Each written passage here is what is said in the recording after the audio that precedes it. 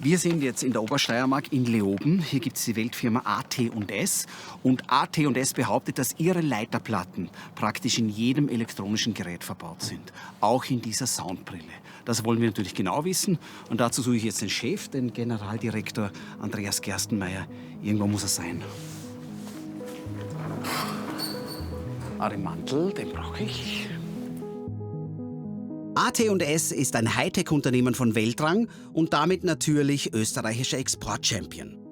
Seit 2010 ist Andreas Gerstenmaier Vorstandsvorsitzender von AT&S. Jährlich setzen die Obersteirer ca. 1 Milliarde um. Mit 6 Produktionsstandorten in Europa und Asien versorgt AT&S die ganze Welt mit Leiterplatten. Leiterplatten sind aus unserem Leben nicht wegzudenken. In jedem elektronischen Alltagsgerät sind die kleinen und manchmal großen Wunder aus Kupfer und Plastik verbaut.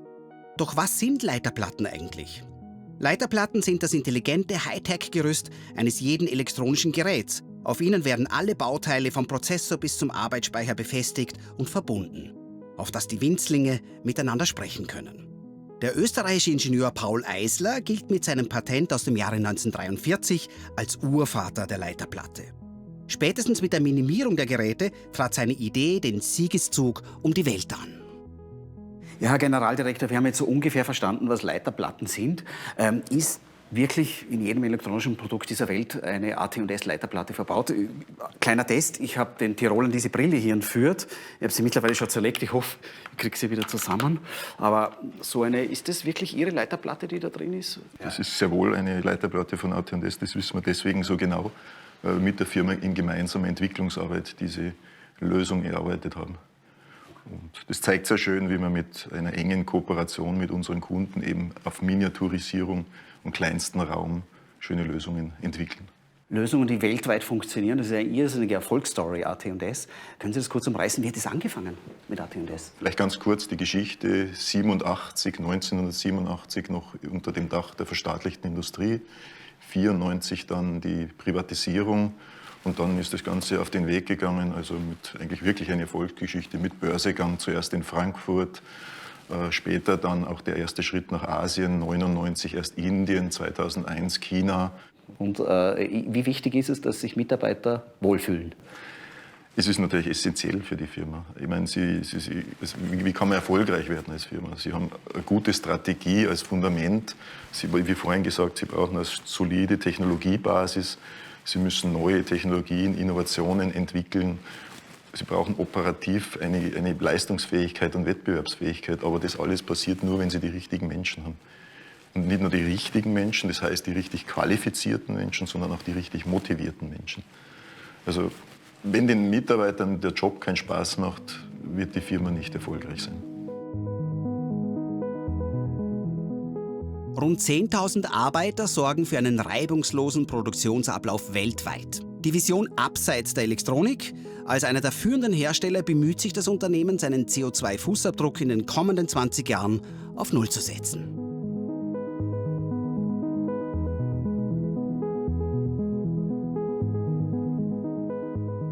Seit 31 Jahren arbeitet Bernhard Reitmeier für AT&S. Er ist für die technische Aufbereitung von Leiterplatten zuständig und ist das Bindeglied zwischen Kunden und Fertigungslinie. Ja, hier beginnt das Leben jeder Leiterplatte. Hier sieht man, dass das Material von dem Träger, von der Trägerkassette weggenommen wird. Der erste Schritt in der Leiterplattenherstellung ist die Säuberung des Kupfers. Danach werden Verfahren angewandt, die in gewöhnlicher Luft nicht möglich wären. Das entspricht der Reinheitsklasse eines Operationssaales.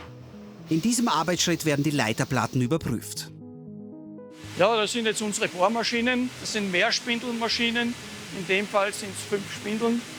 Und da werden unsere Leiterplatten entsprechend gebohrt. Auf der linken Seite sieht man hier unsere Verkupferungsanlage. Da bringen wir entsprechend Kupfer nach unseren Kundenwünschen auf. Dieses Kupfer verbindet die elektronischen Bauteile auf der Leiterplatte und sorgt dafür, dass die einzelnen Komponenten miteinander kommunizieren.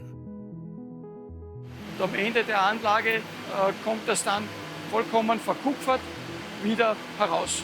Dieser Prozess ist sicher entsprechend umweltbelastend, aber wie gesagt, bei uns ist ja, da ist ja überall auch Wasser drinnen und wird mit Wasser gemischt. Und unser Wasser, das unser Haus verlässt, hat Trinkwasserqualität.